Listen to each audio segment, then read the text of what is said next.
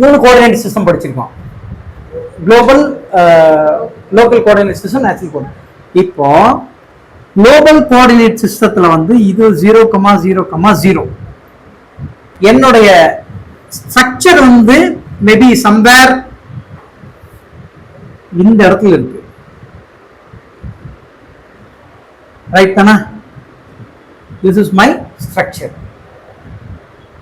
அப்ப இதுக்கு நான் கோஆர்டினேட் சிஸ்டம் ஃபிக்ஸ் பண்ணனும்னா மேபி இதோட ஆரிஜின் பாயிண்ட் இதுதான் 0,0,0. இது வந்து லோக்கல் கோஆர்டினேட் சிஸ்டம். அப்ப இந்த டிஸ்டன்ஸ் எப்படி எடுத்துக்கும்னா டைரக்டா இந்த ரெஃபரன்ஸ்ல இருந்து எடுத்துக்கும்.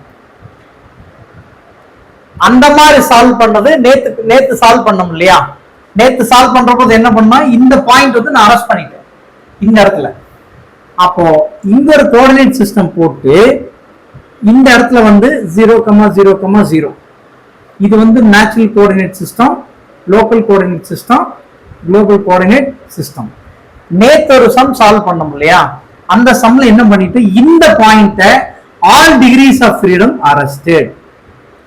அப்ப இது என்னன்னா இத ரெஃபரன்ஸா வச்சுதான் அது சால்வ் ஆகும், பெண்ட் ஆகும். கரெக்டா? அப்ப this is done by natural coordinate system. புரிஞ்சுங்களா? இப்ப நான் என்ன பண்ணிருக்கேன்னா global coordinate system. Global coordinate சிஸ்டம்னா என்னன்னா the structure is in space. XYZ எதுவுமே கிடையாது, அது எங்கேயோ அந்த இடத்துல இருக்கும். அப்ப நான் அதை கன்ஸ்ட்ரைன் பண்ணணும்னா இனர்ஷியா ரிலீஃப் அப்படிங்கிற ஒரு ஆப்ஷன் வந்து சாஃப்ட்வேர்ல இருக்கு. இனர்ஷியா ரிலீஃப்னா என்ன, அதோட மீனிங் எப்படின்னா -1, 0, +1. இதான் இனர்ஷியா ரிலீஃப் உடைய கோஆர்டினேட் சிஸ்டம். இனர்ஷியா ரிலீஃப் உடைய கோஆர்டினேட் சிஸ்டம் வந்து -1, 0, +1. அப்ப இந்த ஜாமெட்ரியில வந்து upward forces equal to downward forces அவ்வளவுதான் கொடுத்திருக்கேன். nowhere I can constrain degree of freedom.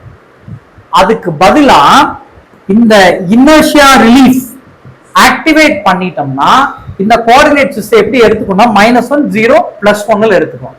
So அப்பதான் அந்த குளோபல் கோஆர்டினேட் சிஸ்டத்தை ரெஃபரன்ஸா வச்சு அது சால்வ் ஆகுதுன்னு அர்த்தம். கரெக்டா?